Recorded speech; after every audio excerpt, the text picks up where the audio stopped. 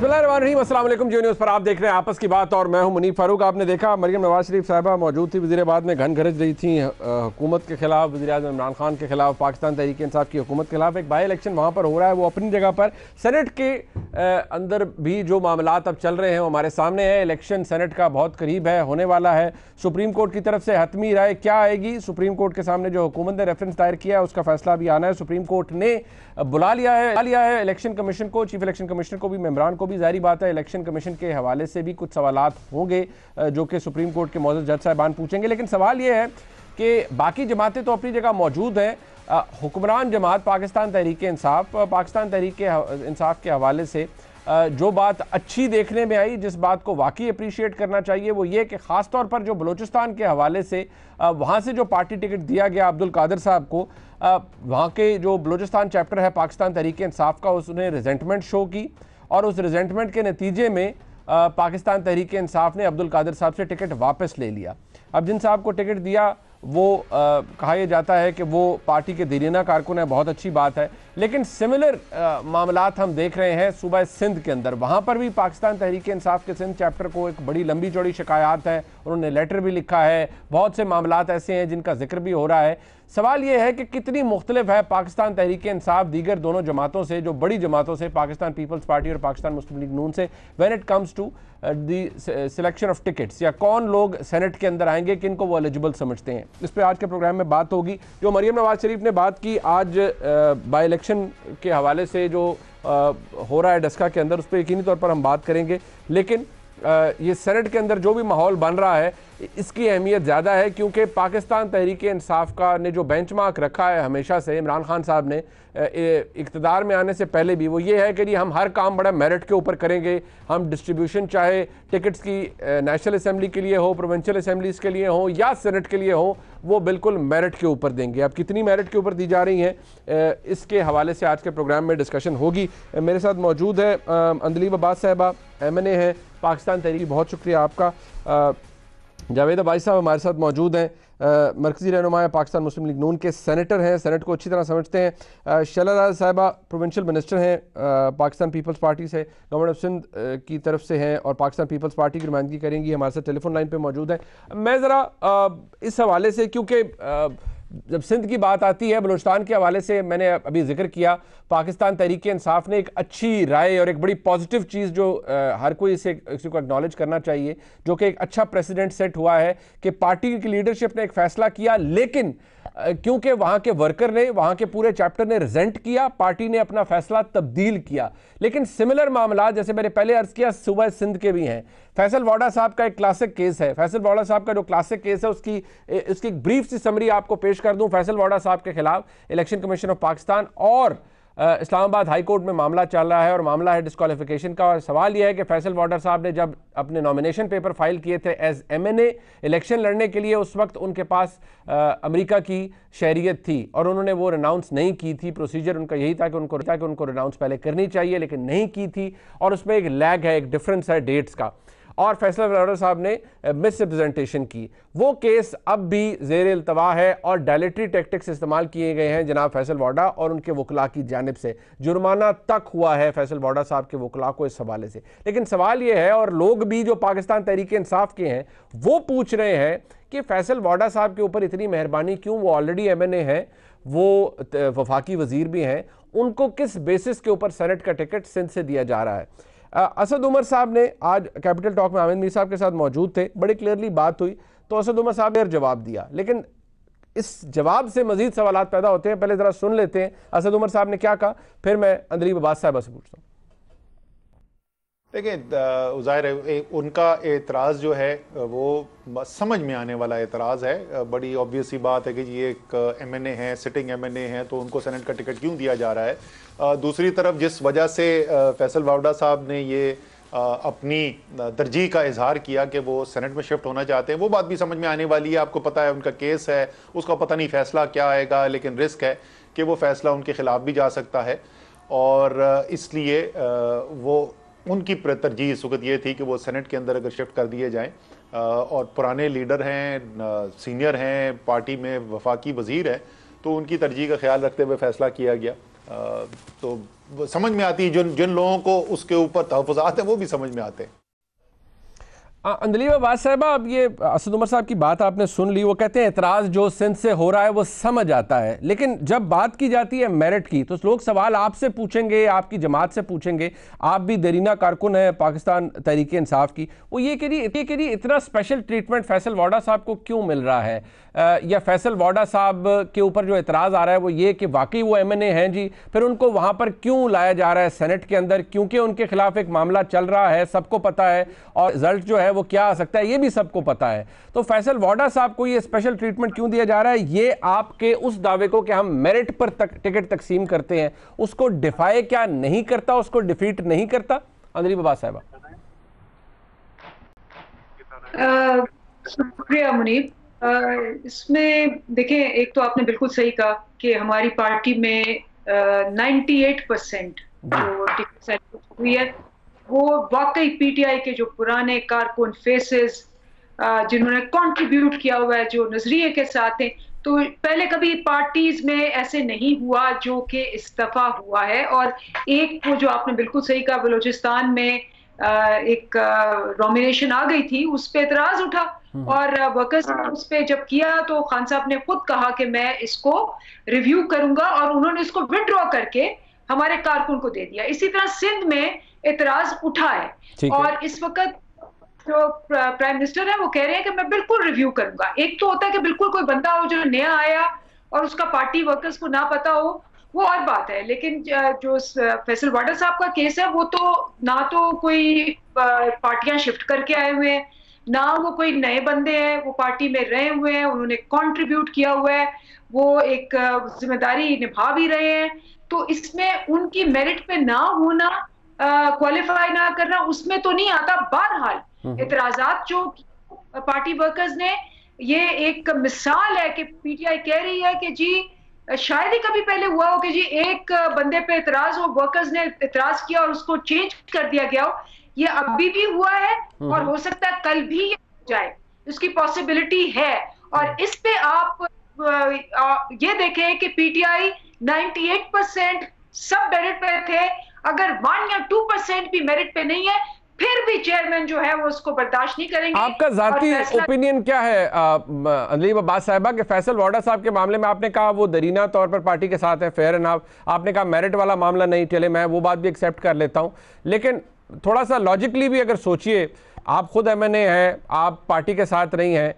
मैंने आपसे special treatment की वजह पूछी थी, लोग भी ये जो आपके कोलीग्स हैं सिंध के वो भी यही पूछ रहे हैं कि भाई ऑलरेडी MNA, ऑलरेडी वफाकी वजीर 2.5 साल गुजार दिए, मसला उनका बड़ा क्लियर कट है। और इवन प्राइम मिनिस्टर को, लेट मी एश्योर यू, उनको भी पता है वाडा साहब का मसला क्या है, पूरी काबीना को पता है, फिर भी उनको ये ट्रीटमेंट क्यों दिया जा रहा है स्पेशल? ये आपके जो पैरिटी का दावा है, मैं दोबारा अर्ज करूंगा, और ये कि बड़ी फेयरनेस है हमारी जमात में, उसको ये डेंट नहीं डाल रहा आपकी नजर में? देखिए, इसीलिए कल एक मीटिंग हो रही है जिसको प्राइम मिनिस्टर साहब खुद कर रहे हैं, और कल ये फैसला होगा बाकी जो सिंध की टिकट्स का है। So let's wait and see. Okay, ठीक है, बिल्कुल ठीक। मैं जरा शैला राजा साहबा को शामिल गुफ्तगू करूंगा। शैला राजा साहबा, 98% लोगों को मेरिट पर और पाकिस्तान तहरीक इंसाफ के देरीना कारकुनान को वोट, वो जो सीटें हैं मिल रही हैं, सेनेट के टिकट मिल रहे हैं। फैसल वाडा साहब को के हवाले से बड़ी उन्होंने दुरुस्त बात की अंदलीब साहबा ने कि कल एक दोबारा रिव्यू मीटिंग हो रही है, वहां कोई भी फैसला हो सकता है। वो कहते हैं इंतजार करें, और पहले वजीर आजम ने अगर बलूचिस्तान का फैसला तब्दील कर दिया है अब्दुल कादिर साहब का, तो यहाँ ये भी हो सकता है फौरी तौर पर सब, वो कहते हैं ना टर्न्स, वो गन्स सारों ने ब्लेजिंग शुरू कर दी है, फायरिंग शुरू कर दी। हाथ को जरा हौला रखें, अभी इतनी तनकीद ना कीजिए। शुक्रिया मुनीब। उर्दू जबान में एक ज़र्बुल मिसाल है जी, मेरा दिल चाह रहा है आज मैं कोट कर दूं, पिट भी अपनी पट भी अपनी अंटोला वाले साथ। तो ये एक मिसाल है कि कुछ भी हो जाए लेकिन हमें सही है, हमारे फैसले सही है। अल्लाह का शुक्र है कि पाकिस्तान पीपल्स पार्टी और दूसरी जमातों के फैसले उसके वर्कर्स के थे, जल्दी से उन्होंने नॉमिनेशन चेयरमैन के कहने पे तारीख नहीं बढ़ी, दाखिल कर दिया। अगर कोई मसला भी हो तो जब तक PTI के फैसले नहीं हो जाते तारीख बढ़ती रहेगी अल्हम्दुलिल्लाह। तो बात यह है कि आप तो फैन करने चले थे, आप उसकी आप तैयारी क्या करते हैं? आप तो टिकट की तैयारी नहीं कर सके। आप रूल ऑफ बिजनेस कैसे बनाएंगे अगर ये हो भी गया? तो मेरा कहना ये है कि ये एक समझदारी के फैसले होते हैं जिसमें पार्टी का बोर्ड अपने तौर पे ये फैसले करता है। मैं अंजलि साहिबा से आपके तवज्जो से पूछना चाहती हूँ, क्या आया दरखास्तें वसूल की गई लोगों से? क्या लोगों ने दरखास्तें दी? मुझे जवाब में बहुत सारी जगह से आया है नहीं। अब अब्दुल कादिर जो है उनको मेरे साथ वो बैठे हुए थे, इनके सदाकत अब्बासी, उन्होंने कहा मैं जानता भी नहीं। और अबड़ो साहब को जो सिंध से हैं, सैफुल्लाह अबड़ो, उनको कितने लोग जानते हैं? कहाँ गए वो बेचारे नासिर अली पल वगैरह जो कि पूरी एक लड़ाई लड़ रहे थे इनकी, कहाँ है वो? और मैं ये वक्त नहीं है टिकट देने का। इस वक्त तो आपको लोगों पे ऑब्जेक्शंस होने थे, आपको सपने थे। तो ये हाल है और यही हाल हर मामले में, कोई भी मामला हो, दवाओं की कीमत बढ़ जाए, खान साहब आहिस्ता आहिस्ता करते रहते हैं। क्या हुआ? 2018 में वीडियो देख ली थी, 2 महीने पहले उनको बेचारों को फारिग किया, फिर भी पसंदीदा लोगों को फारिग नहीं किया। अब कहते हैं कि उस पर कमेटी बनेगी। और जब साद रफीक रेलवे के मिनिस्टर थे, 3 एक्सीडेंट के बाद उन्होंने कहा साद रफीक पे कमेटी बनाई जाए और पहले उससे रिजाइन लिया जाए, लेकिन अब ऐसी कोई आवाज नहीं आती। वजीर बराए तबाह रेलवे जो है अब वजीर दाखिला हो गए और हमारी पार्टी में जो है यही होता है, रिकॉर्डिंग होती है। अच्छा, तो ये सलाल साहब शायद आपने अपना फोन स्पीकर पे रखा हुआ है। मैं आपको रिक्वेस्ट करूंगा, एक तो इसको जरा आप अपने फ़ोन को इस्तेमाल कीजिएगा और स्पीकर पे आपकी आवाज़ जो है वो बड़ी डिस्टॉर्ट हो रही है। मैं दोबारा भी आपके पास इसी हवाले से आऊँगा, यही सवाल मैं दोबारा आपसे करूँगा, बल्कि थोड़ी मज़ीद डिस्कशन करेंगे। मैं ज़रा भाई साहब को इंक्लूड करता हूँ। भाई साहब, मुझे ज़रा ये बताइएगा, एतराज़ सब ने कर दिया है पाकिस्तान तहरीक-ए-इंसाफ के ऊपर, लेकिन 98% ये बहुत बड़ा क्लेम है अंदलीब अब्बास साहिबा का कि पार्टी वर्कर को सेनेट का टिकट मिला है और उन लोगों को जिनकी देरीना खिदमात हैं पार्टी के लिए।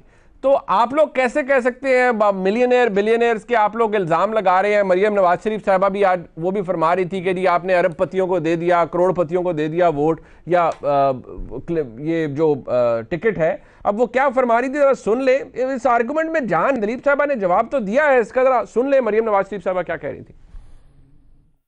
जो हुक्मरान जमात है उसके अंदर हर सूबे से लोग खड़े हो गए हैं जो इन्होंने टिकटों की तकसीम की है, और जिस तरह पैराशूट से लोग लैंड किए हैं। मुझे तो हर रोज सुनने को हम ये देखते हैं, मेरी 22 साल जिद्दोजहद है, मेरी 22 साल जिद्दोजहद है। तो 22 साल जिद्दोजहद में क्या एक भी ऐसा इंसान नहीं मिला जिसको जो 22 साल से आपके साथ जिद्दोजहद कर रहा है, आप उसको सेनेट का टिकट देते? और इल्जाम आप दूसरी जमातों पे लगाते हैं आपने मिलियनियर्स और बिलियनियर्स को टिकट्स दिए। उसका क्या मतलब है? उसका मतलब ये है कि अपने पैसे से वोट खरीदो और आ जाओ सेनेट के अंदर। तो ऐसे लोगों का रास्ता रोकना तो बहुत जरूरी है भाई। जो मैं हालात देख रही हूँ, ये ना हो कि सेनेट इलेक्शंस के दौरान ही अदम एतमाद हो जाए।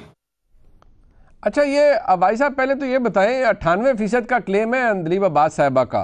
कहाँ कौन लोग हैं जी ये अरबपति खरबपति जिनका जिक्र हो रहा है? और वो 98% है, कोई 1-2 लोग होंगे, चलें कोई पार्टी किसी को नवाज दे तो नवाज दे, 98% तो पार्टी के लोग हैं। बिस्मिल्लाह रहमान रहीम, बहुत शुक्रिया मुनीब साहब।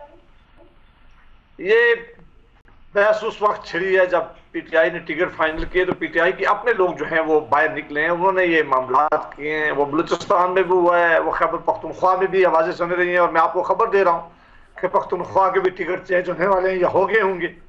इसी तरह सिंध में भी उनकी अपनी जमात जो है वो इस वक्त सरापा एहतजाज है। मेरा ख्याल है कि कोई और जमात इस वक्त सरापा एहतजाज नहीं है।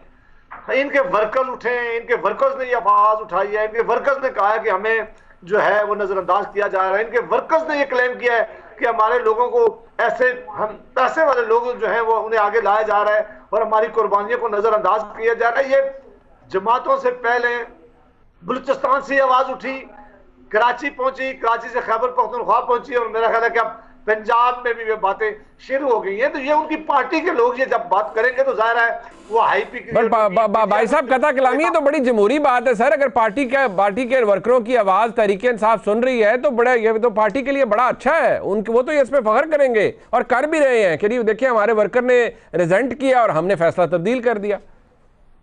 ये अच्छी बात आपने किया और ये बिल्कुल उनका अंदरूनी मामला भी है। मैं उस पर ज्यादा उससे उनके अंदरूनी मामला पे बात भी नहीं करूंगा। मैंने कहा कि आपने मुझे सवाल पूछा तो मैंने कहा कि ये बहस इसलिए छेड़ी गई है, इसलिए इसको आज आपको भी क्वेश्चन करना पड़ा, इसको भी पार्टी लीडर भी इस पर तबसरे करने पड़ रहे हैं, हमें भी बात करनी पड़ी है, क्योंकि इन्होंने वर्कर ने ये सवाल उठाए और बड़े सीरियस उठा रहे हैं।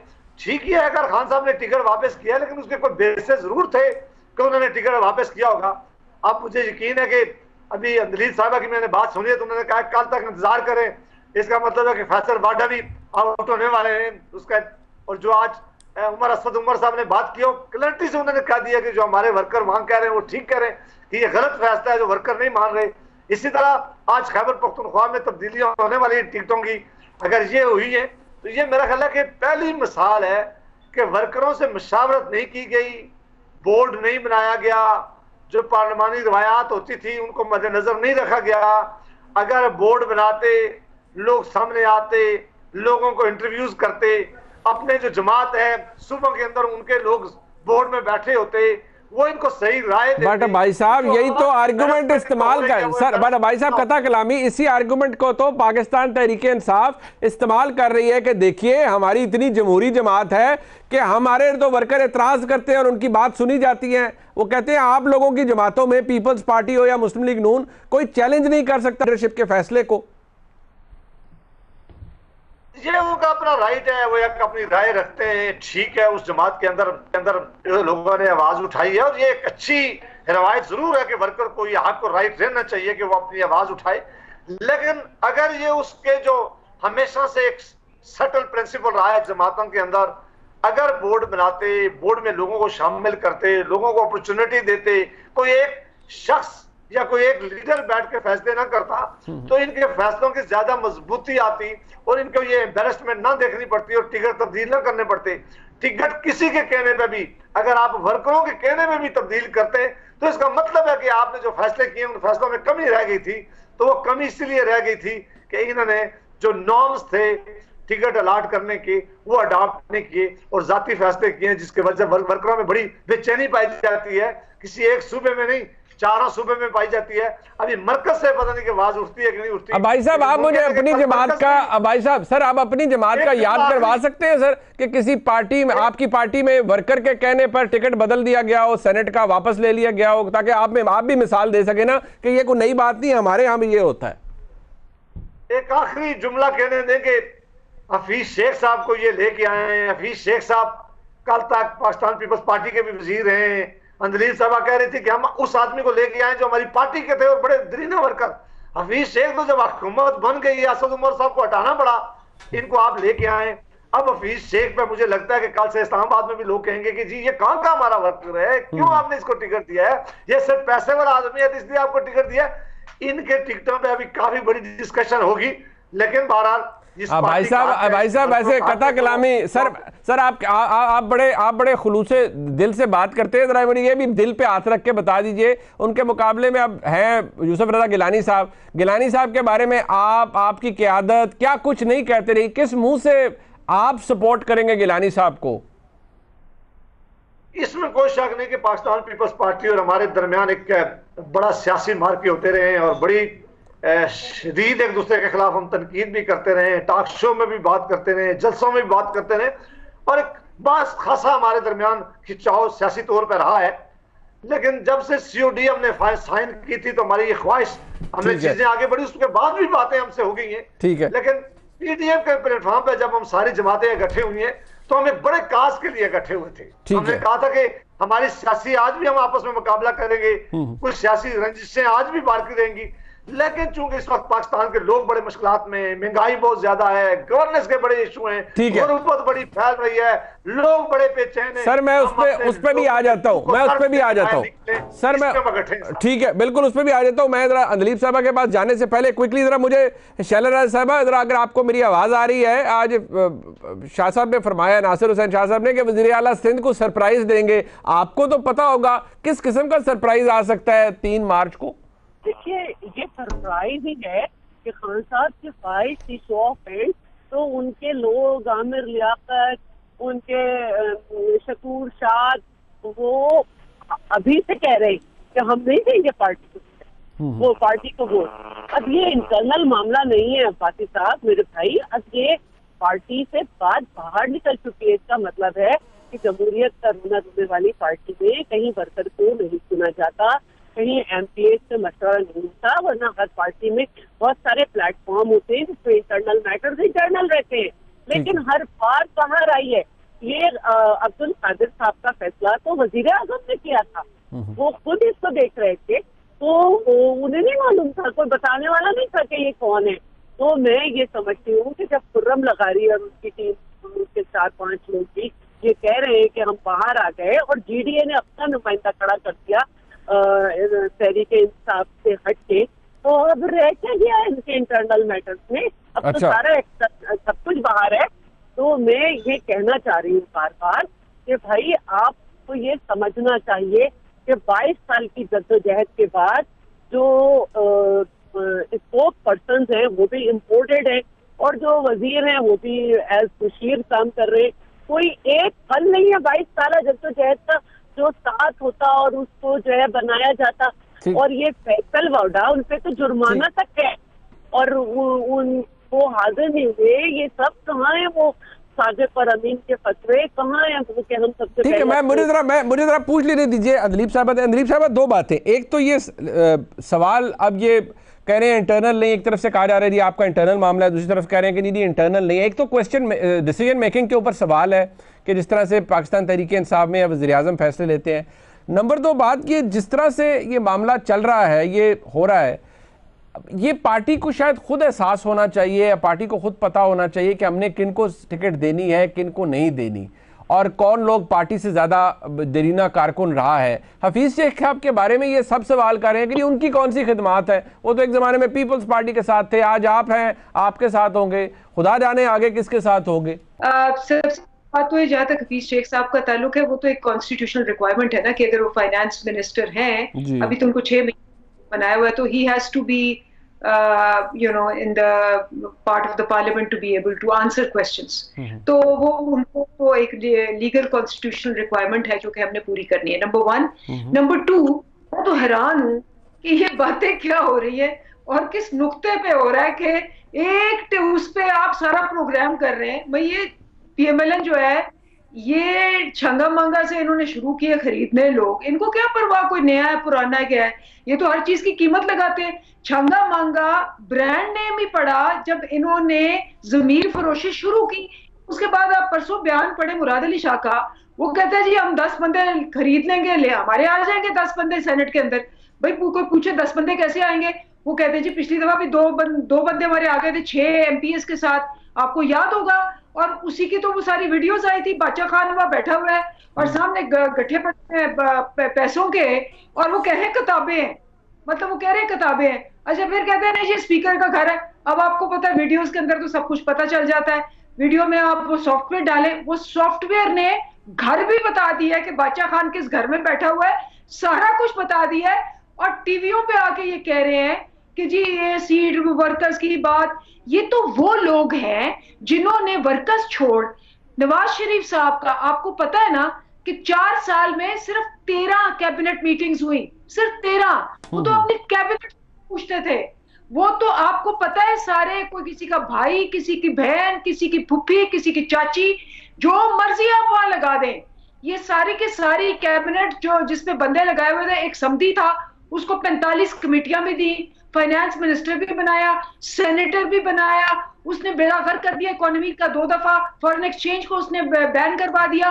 खुद मिफ्ता इस्माइल कहते थे जब वो फाइनेंस मिनिस्टर बने कि जी बेड़ा गर्क करके गए, लेकिन वो समधी था, फिर वो भांजा था, फिर इधर जो थी वो बहन थी, वो फुफ्फी थी, उनको नहीं हटाना, चाहे करप्शन है चाहे कुछ भी है, उनको टिकट भी देनी है, उनको सेनेटर भी बनाना है। तो आप किन जमातों की बात कर रहे हैं कि जी वो 1 या 2 टिकटें जिसपे मैं खुद कह रही हूं कि जी उस पर डिबेट हो रही है, अभी उस पर फैसला भी नहीं हुआ, और ये बैठ के आज कह रहे हैं कि जी हम जो शो ऑफ हैंड्स के खिलाफ हैं, वो जो हमने चार्टर ऑफ डेमोक्रेसी में कहा था, जो 2016 में नवाज शरीफ ने कहा था कि शो ऑफ हैंड्स होना चाहिए, आज हम हॉर्स ट्रेडिंग के साथ खड़े हैं, आज हम कहीं जा रहे हैं, बड़े आराम से कह रहे हैं, आज हम धांधली के साथ खड़े हैं, आज हम करप्शन के साथ खड़े हैं, आज हम शो ऑफ हैंड्स नहीं होने देंगे, आज हम कभी सेनेट के अंदर ट्रांसपेरेंसी नहीं लाने देंगे। आज हम पूरी कोशिश करेंगे 11 जमातें बन के सीसा पिलाई दीवार कि ये वो निजाम जो इन्होंने 30 साल से मेहनत से जोड़ा हुआ है हिल ना जाए। जहां ये जिसको चाहते हैं, जिसका जमीर चाहते हैं खरीदे, जिसका जमीर चाहते हैं बेचते हैं, जहां मर्जी ये अपने समधियों को घुसाएं, अपनी बहनों भाइयों को जिस तरह मर्जी घुसाएं, कोई सवाल करने की जरूरत ही ना करे।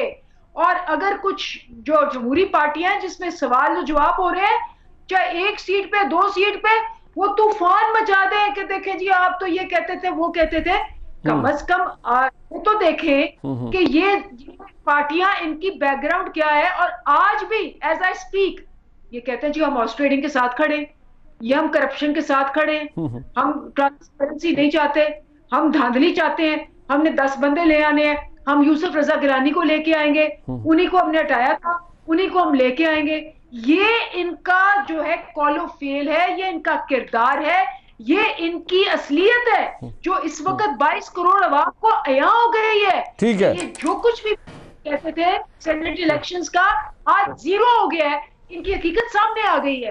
अब फैसले होते हैं पार्टियों में, वर्कर्स के कहने पे मुझे बताएं, कोई एक इंसिडेंट बता दे कि इन्होंने वर्कर्स के कहने पे सारा जहान मिफ्ता इसमें इंक्लूडेड कहता था कि इसहाक डार ने इकोनॉमी का बेड़ा गर्क कर दिया, एक्सचेंज रेट पे 24 अरब लगा के एक्सपोर्ट्स का बेड़ा गर्क कर दिया, करंट अकाउंट डिफिसिट कर दी। मुझे कि उनको प्लेन्स में भर के बाहर नहीं भिजवाया गया, समझी थे कि नहीं। ठीक हो गया। अच्छा, ये जरा मेरे ख्याल में इतनी तफसील से जवाब दो, इतने ज़बरदस्त किस्म के एलिगेशंस या एतराज़ात उठाए गए हैं अंदलीब अब्बास साहिबा की जानिब से। अब्बासी साहब देंगे, एक ब्रेक ले लेते हैं जी, वापस आते हैं और साथ रहिएगा।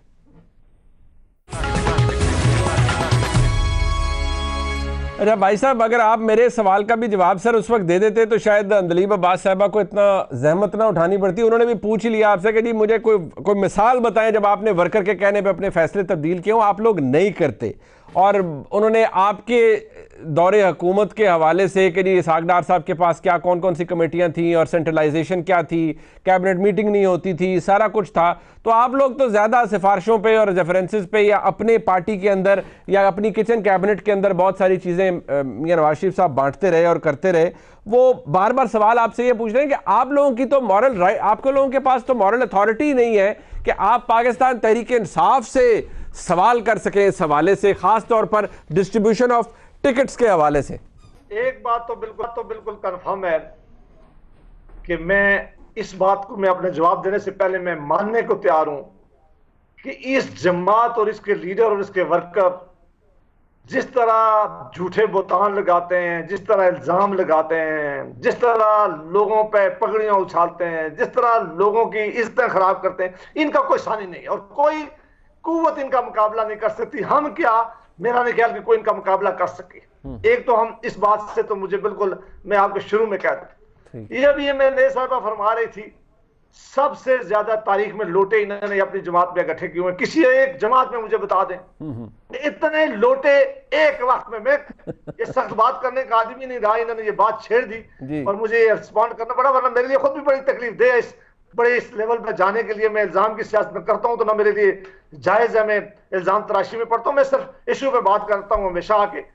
इस जमात के पास इस वक्त जो इसके सारे मिनिस्टर्स हैं, जितनी भी इंपॉर्टेंट मिनिस्ट्रीज हैं, एक भी पीटीआई के आदमी के नहीं है। मुनीर साहब आपसे ज्यादा कौन जानता है, ये जो सामने में नए साहिबा बैठी हुई, ये रोती रही हैं। मैं इनके वीडियो दिखा सकता हूं। आपने इन्हें कहा कि किन किन लोगों को आप लेके आ गए। आज सारी इंपॉर्टेंट मिनिस्ट्रीज जो आप देख लें, कोई एक मिनिस्टर देख लें जो इनका हो, या वो खुद एमएनए बन गए, उन्होंने रोना क्यों है? मतलब वो पार्टी ने उनको उनकी मेहनत का सिला दिया है, वो एमएनए है, उन्होंने क्यों रोना है? वो अभी है ना, एक वक्त ऐसा आया था, जरा खामोशी से सुना है ना, मेहरबानी करें इसको सुन जी। इन्होंने ये इसमें कोई शक नहीं कि ये पार्टी का दर्द रखने वाली हैं। मैं इनकी सहज बात भी इसलिए भी बर्दाश्त करता हूँ कि शुरू से भी एक जमात में और जमात के साथ अकीदा भी रखती है, और जो आदमी जमात के साथ रखता है अकीदा वो सख्त बात भी करता है पार्टी के लिए। इन्होंने भी की होगी, लेकिन इनको वो पोजीशन पार्टी में नहीं मिल सकी जो दूसरी जमातों से गए हुए लोगों को मिली है। इनको वो मुकाम नहीं मिल सका जो हफीज शेख को मिल सका है या बाकियों को मिल सका है। इनको वो मुकाम नहीं मिल सका जो जुल्फी बुखारी का आज मकाम है। इनको वो मुकाम नहीं मिल सका जो शहजाद अकबर का इस पार्टी में मकाम है। इनको तो दूर दूर तक वो मुकाम नहीं मिल सका जो आज शेख रशीद साहब के पास है, जो गुलाम चौधरी, जो गुलाम सरवर साहब के पास है, जो फवाद साहब के पास है। वो मैं लिस्ट गिनाऊं तो मैं कहां कहां ना पहुंच सकूं। इनके वर्क और इनके मैनेज जो आज इनको डर है, जो इनको वोट नहीं देंगे, किसी जमात के इतने एमपीए कभी नहीं बिके। खुद इमरान साहब कह देंगे मैंने अपनी जमात से 20 एमपीए निकाले कि मेरे 20 एमपीए ने पैसे लिए। तरबियत की जरूरत थी ना, कि जरूर होनी चाहिए थी। अभी भी जो आज इतने जोर से कभी सुप्रीम कोर्ट में भाग रहे हैं, कभी एक कॉन्स्टिट्यूशनल अमेंडमेंट बिल लेके आए नेशनल असेंबली में और एक ऑर्डिनेंस निकाला है, उनको आज यकीन है कि उनके एमपीएस और एमएलए यहां इस्लामाबाद में अपनी पार्टी के लिए वोट करने के लिए तैयार नहीं है। आप वक्त आपको बताएगा। सबसे ज्यादा साहब आप बड़े के अंदर सर, अगर कथा कला एक आखिरी जुमला जी जो पीडीएम लेके आई है यूसुफ रजा गिलानी साहब को, हमारा सियासी इख्तिलाफ हो सकता है, लेकिन जिस तरह यूसुफ रजा गिलानी साहब ने हुकूमत अपनी चलाई, जिस तरह अपोजिशन के साथ उन्होंने अपने राब्ते रखे, जिस तरह उन्होंने अपोजिशन के लोगों को अकोमोडेट किया, ये बड़ी बड़ी उन्होंने खुले दिल से। भाई साहब आपकी राय की बड़ा एहतराम है, लेकिन आज आप उनके मोतरफ है की कसम, अगर मैं बड़े डरते हुए कह रहा हूं, अगर मैं उस वक्त के आपकी जमात के कायदीन के गिलानी साहब के हवाले से बातें शेयर करना शुरू कर दूं on the record, of the record, तो यकीन मानिए आपको खुद, हालांकि शायद आपका क्लिप उनमें कोई ना हो, लेकिन आपको शर्मिंदगी होगी कि यार ये लोग क्या, मेरी जमात के लोग क्या क्या बातें करते रहे। ये वो सबक हैं जो बाद में बंदे को याद आते हैं। और दूसरी बात सर, आपने कही कि जो सर मेरी यार सुन ले, आपने भी फरमाया कि अंदलीब साहिबा को वो मुकाम नहीं मिला जो जी फलाने को मिल गया। देखें उस तरह तो पीएमएलएन के अंदर जो इसहाक डार साहब का मकाम था, अल्लाह उन्हें खुश रखे, वो किसी और का नहीं था, वो नहीं मिला किसी और को मकाम। वो थ्रू आउट इस जमात के साथ चलते रहे।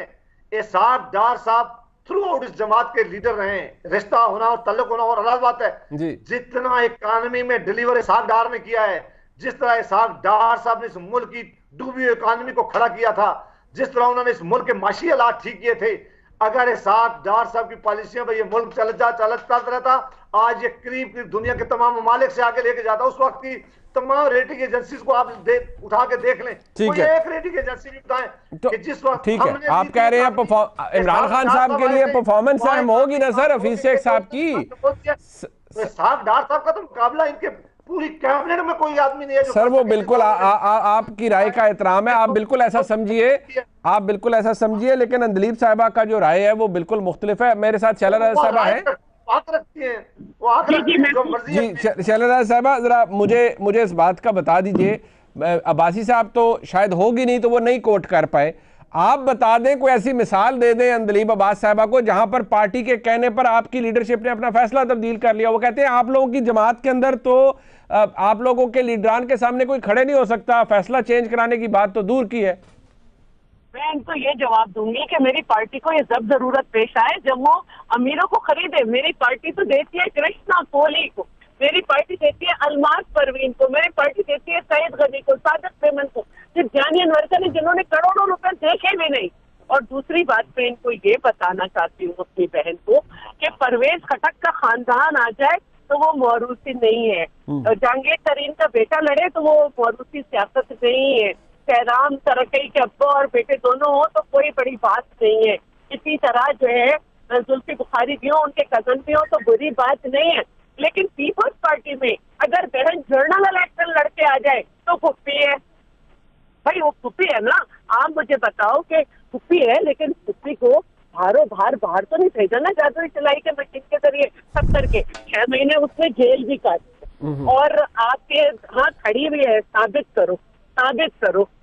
मसला सारा इतना सा है कि अपने आप जिसको डाकू कहे उसे हुकूमत में शामिल कर ले, जो जिसको कुछ जिस पे साबित ना कर सके वो 2-2 साल से जेलों में बंद है। भाई आप बात करें सीधी कि आपके यहाँ मशावरत नहीं हुई, जो पैसे वाला आया उसको टिकट दे दिया, जब वर्कर्स को दिन में तारे दिखाए MP MNA ने सीधा बोल दिया कि हम नहीं करेंगे तो यू टर्न ले लिया और फिर कहा हमें अच्छे। ऐसा नहीं होता। और रही बात यूसुफ रजा गिलानी की, तो आप जरा अपने हाथ के बंदे से पूछे फवाद चौधरी से, उनको गलत सजा जो मुकदमे अब आवाज आपकी खराब हो गई है, आवाज खराब हो गई है। मैं एक ब्रेक ले लेता हूँ जी, क्विक ब्रेक, वापस आते हैं। मैं इंदिरा अंदली जाता हूँ, हमारे साथ रहिएगा।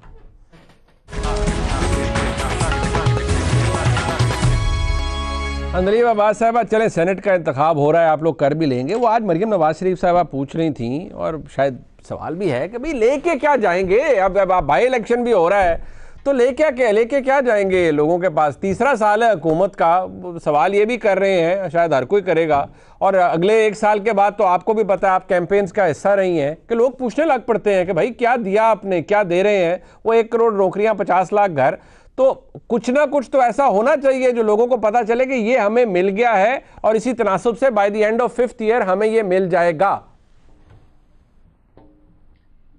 मुनीब, सबसे पहले तो मैं ये कहूंगी कि मैं अपनी पार्टी में बहुत पावरफुल हूँ, ठीक है। मेरी पार्टी ने मुझे ये MNA की भी सीट दी है, तो वो भी उनका बहुत बड़ा वो है। और मैं सारी उम्र इस शोबे से, मेरा सियासत से पहले भी ताल्लुक था, हमेशा कहती थी कि जो आपको पावर सीट डिपेंडेंट या पोजीशन डिपेंडेंट मिले वो टेम्पररी होती है।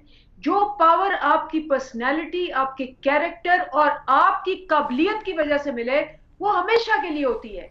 और मेरी पार्टी ने मुझ पे भरोसा किया हुआ है और ये भी उनका बहुत बड़ा है। और ये जो सीटें हैं और ये जो पोजीशंस हैं और ये जो मिनिस्ट्रियां हैं, मैं तो हमेशा कहती हूँ कि आप प्रेसिडेंट हो सकते हैं, CEO हो सकते हैं और लीडर नहीं हो सकते, क्योंकि लीडरशिप जो होती है वो एक पोजीशन नहीं होती।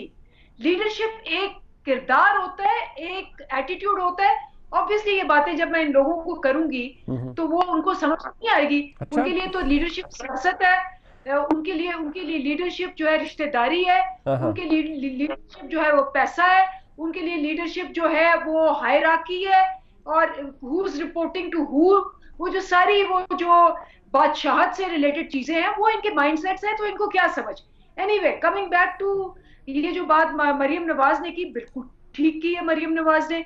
मरियम नवाज तो ये पूछ रही हैं कि भाई तुम क्या लेने जाओगे। अब आप देख ले, 2 एग्जांपल है मरियम नवाज की। चले वजीराबाद है, जाइए, जरूर जाएं। मरियम नवाज को कुछ हफ्ते पहले जिन लोगों को ये कह रही थी कि तुम आओ, हम सारे इकट्ठे होके इनको हटाएंगे, 31 दिसंबर को हटाएंगे, ये रेफरेंडम है, ये आर्या पार है कि जी तुम महंगाई के खिलाफ निकलो और हम इनको पाश कर देंगे। उस लाहौर ने इनके सारे नैरेटिव को इस कदर शर्मिंदा किया, इस कदर जिसको कहते हैं नंगा किया, इनको अपनी असलियत का पता चल गया कि नवाज शरीफ जब तकरीर कर रहे थे, आपके टीवीओ ने दिखाया कि वहां टावा बंदा भी नहीं था और सब वापस जा रहे थे। उसके बाद इलेक्शन कमीशन में आए कि जी हम उम्मीदवारों के खिलाफ निकलेंगे। 11 पार्टी हुई और इलेक्शन कमीशन में आपके रिपोर्टर गए और वो बेचारे ढूंढते रहे, उनको 4 वो जो JUIF की फ्लैग्स थे, उसके अलावा कुछ नहीं मिला। अच्छा। और ये हकीकत है आपके सामने।